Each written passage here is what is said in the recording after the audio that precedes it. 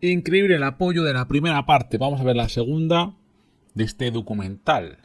Ya sabéis que estoy poniendo todos los vídeos en una lista de producción que pondré en la pestaña comunidad dentro del canal o abajo en la descripción. Pincháis al botoncito cuando veáis este vídeo y os relajáis. Y no tenéis que buscar un vídeo u otro y vais a ver un montón de vídeos, sobre todo de Iván Gatón. Y sobre todo de la República Dominicana y muchos otros, de otros países hispanos. Porque al final esto es un canal hispano, americano e hispano. Sin más dilación, chicos, vamos a ver esta segunda parte del canal Somos Pueblo Media.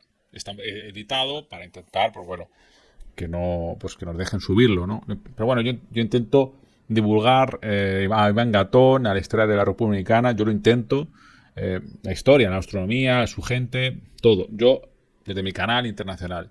A veces me dejan, otras no. Por eso lo digo, que reventéis a like, que compartáis, que os suscribáis, que son formas gratuitas de apoyar este canal. Gratuitas.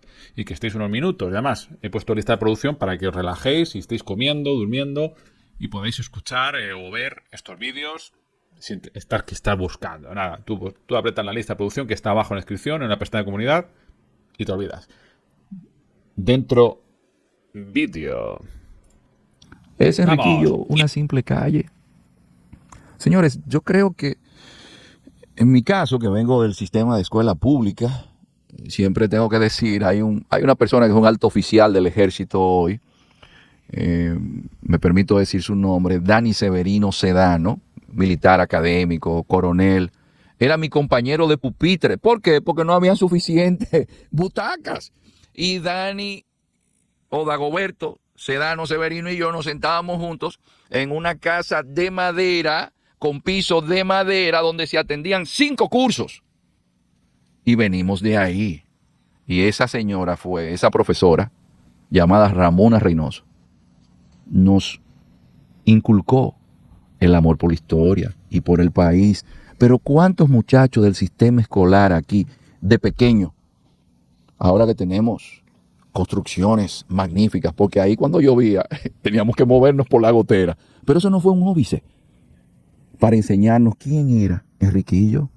Pero Enriquillo, ustedes sabían que Enriquillo no simplemente hablaba taíno y español. He descubierto en libros de historiadores españoles que según ellos hablaba algo de alemán y también tenía conocimientos del inglés. ¿Por qué? Porque uno de sus tutores fue Fray Bartolomé de las Casas. Enriquillo llega a un punto tal, fíjense cómo se va desatando la historia, Jesús Mencía, un Gonzalo Guerrero que es reconocido en México, pero aquí Enriquillo lo tenemos relegado a alguien que se sublevó. No, espérense, no es que se subleva, es que lleva a cabo el debido proceso judicial y como no lo atiende la Real Audiencia, tuvo que enviar el emperador a un representante a firmar. Los que estudian derecho, ustedes que son abogados, que dieron derecho internacional público, los que son diplomáticos, ustedes que estudian relaciones internacionales, ustedes sabían que el primer acuerdo del derecho internacional de la modernidad fue el que firmaron con Enriquillo y tuvieron que darle el título de don. Wow. Y eso fue aquí. Entonces, por eso, cuando he ido recorriendo estos espacios de la historia, que digo, pero hay tanto en nosotros, pero qué nivel de desprecio por el pasado que nos lleva a no tener futuro. Porque no hay manera de que un pueblo pueda tener futuro si la gente no tiene una conciencia plena y absoluta de dónde viene, sin autoestima, sin propia valía. Que uno diga, a mí me sorprende mucho en estos estudios que hemos venido haciendo de cómo la geopolítica se inició aquí. Algo que me llama mucho la atención es que aquí llegó una figura un gran escritor español llamado Vicente Blasco Ibáñez, que escribió Los 7 jinetes del Apocalipsis, Las barracas del tío Barret, era un escritor valenciano. Escribió un libro llamado El Caballero de la Virgen. Ese libro está dedicado a Alonso de Ojeda.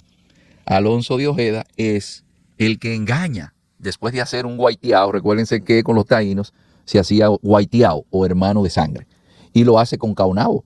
y le dice que es un regalo. Entonces lo que hace es que lo pone preso, lo hace preso. Alonso de Ojeda era una figura muy pendenciera. Pendenciera para la Real Academia de la Lengua no es el que anda mirando mucho, sino el que pelea con facilidad, el que se irrita con facilidad, que busca pleitos con facilidad. Era un tipo pendenciero. Además, era muy bueno haciendo acrobacias. Y a la reina Isabel la Católica, él le caía muy bien. Vino en el segundo viaje de Colón. Y Alonso de Ojeda, que es el que le da el nombre a Venezuela, que recorre la zona de Colombia, que le da el nombre a la isla de Curazao, después de una travesía penosa, él se había llevado consigo a una indígena de la zona de Venezuela, llamada Guaricha, a la cual él, en nombre de su reina, recuérdense que antes no existía la ciudadanía, existía el súbdito. Ciudadanía viene después de la Revolución Francesa. Y era súbdito de la reina. Y él decide darle a esta indígena que se enamoró de él el nombre de Isabel. ¿Y a dónde la trae? Por supuesto, aquí, al epicentro de todo. Y Guaricha, llamada Isabel, se queda aquí con los hijos.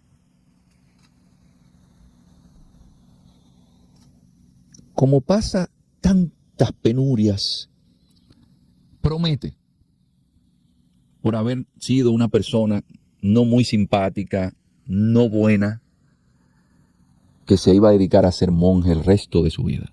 Cuando llega aquí, a donde los amigos de nosotros de Bonje hacen su fiesta los domingos en las ruinas del primer monasterio de América, el de San Francisco de Asís, él pide que le dejen ingresar como monje y que cuando muera lo entierren en la entrada de la iglesia. ¿Para qué? Para que todo el que vaya a entrar pise sobre sus restos. Pero aquí hay una historia interesantísima y hermosa. Guaricha todos los días se acercaba al monasterio. Él duró 5 años hasta que murió siendo monje.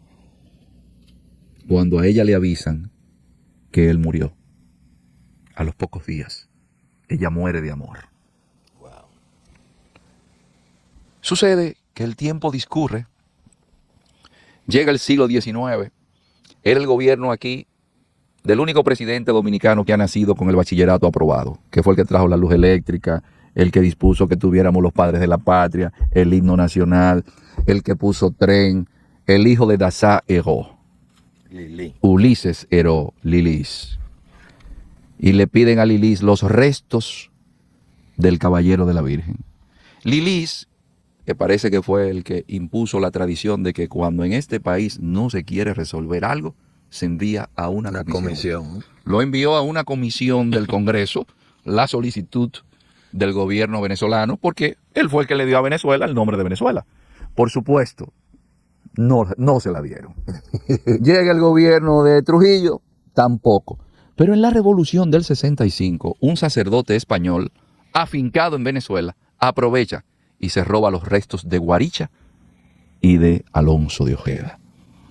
Hoy existe una ciudad en Venezuela llamada Ciudad Ojeda y hay un monumento que la estética, el arte, que es la interpretación profunda de las cosas, presenta a Guaricha desolada, llorando frente a Alonso de Ojeda. Y yo me pregunto,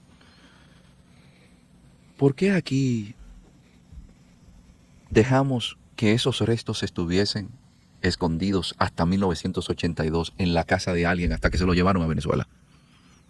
Y no hubo un sentido histórico de protegerlo.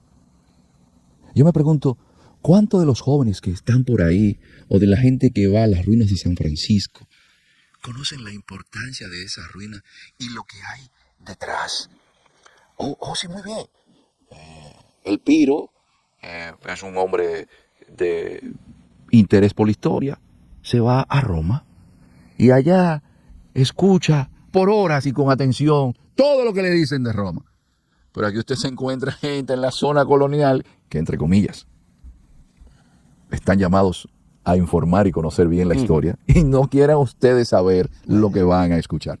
Pero también no hay la oportunidad de que alguien diga, ustedes saben lo que hay detrás de estas piedras. Así es. Entonces, esa historia para mí es reveladora, junto a la de Enriquillo, de algo que yo digo, pero hablamos de la ruta de la seda china. Y esto como colofón. Pero la ruta de la seda china, ¿dónde hay vestigios del contacto con China a partir de la modernidad? Es decir, Edad Antigua, Edad Media, la Edad Antigua, recuérdense, de hasta la caída del Imperio Romano en el 476, la Edad Moderna que comienza con, algunos dicen, con la caída de Constantinopla, el Renacimiento, pero se ubica más específicamente con el descubrimiento de América en el 1492 o con el encuentro de América en 1492. Eso inicia aquí, en esa modernidad. Hay un galeón que se llama el Galeón de Manila, que era el que hacía el contacto con Filipinas. Hay una corriente de agua, recordemos, siempre lo digo, que los barcos no tenían motor, era por corriente marina. Eso era un viajecito de 6 meses. Todo el mundo hacía un testamento porque no todos llegaban vivos. Así que eso era un viaje, ya ustedes saben. Pero en ese viaje que se llamaba en el Galeón de Manila o Galeón de Acapulco, se traía seda, se traía porcelana. Y yo digo, señores, ustedes sabían que había un camino que se llamaba el Camino de la China, que desde la costa del Pacífico en Acapulco se llegaba entonces al puerto que creó Hernán Cortés, que es el puerto de Nuestra Señora de la Veracruz, porque queda frente a la corriente del Golfo, que el barco solamente se pone ahí, son 6 nudos de velocidad, solo sube, porque el movimiento de rotación de la Tierra hace entonces que el barco solo suba allá arriba a la península ibérica. El que descubre esa corriente, ¿ustedes saben dónde vivió? En San Rafael del Yuma. Se llamaba Antón de Alaminos. Entonces llegaban hasta el puerto de Nuestra Señora de la Veracruz, pero había un barco, una nave, que viene un huracán y tiene que bajar hacia el sur. Nuestra Señora de la Concepción se llamaba esa nave. Frente a las costas de Puerto Plata, ustedes van a escuchar un nombre, y es el Mar de la Plata. Mar de la Plata, ¿por qué? Porque ese barco que naufraga tenía más de 25 toneladas de plata y 10 de oro. En el gobierno de Joaquín Balaguer se le da a una empresa la concesión para que lo ubiquen. ¿Y saben qué encontraron? Porcelana de la dinastía Ming. Usted dice, ¿y qué tiene que ver eso de la porcelana de la dinastía Ming? Que la Ming es la dinastía que sigue después de la dinastía Yuan, o Yuan, que es la dinastía que viene del hombre que más incidió en la historia en los últimos 1000 años, que se llama Gengis Khan o Temujin. Y esa dinastía Ming tenía un color característico, que es el color azul y el blanco, pero el azul es característico. Cuando llegó Mao y la Revolución Cultural, que eso fue un desastre, destruyendo antigüedades, se destruyeron mucha porcelana de esa dinastía. Pero aquí hay un museo en las Atarazanas que, oh, sorpresa, cuando ustedes llegan, encuentran porcelana de la dinastía Ming. ¿Qué quiere decir esto? Que esa ruta de la seda, que hoy es un problema geopolítico, hace 5 siglos se puede constatar que hacía conexión ¿con quién? Con nosotros. ¿Por qué? Porque ese proceso de interdependencia o megapolítica colonial, ¿dónde se inició? Fue aquí. No sé si estamos tomando en consideración que a esos muchachos de primaria, de secundaria, hay que contarles esa historia. Miren, ustedes caminan la calle Las Damas. Primera calle del Nuevo Mundo. Y yo cuando voy caminando por la calle Las Damas, yo estoy pensando en todo el peso histórico que está ahí. Nosotros que somos tan tigres, ¿por qué ese tigueraje que si vamos a un país extranjero está el selfie? Aquí estoy, en tal sitio.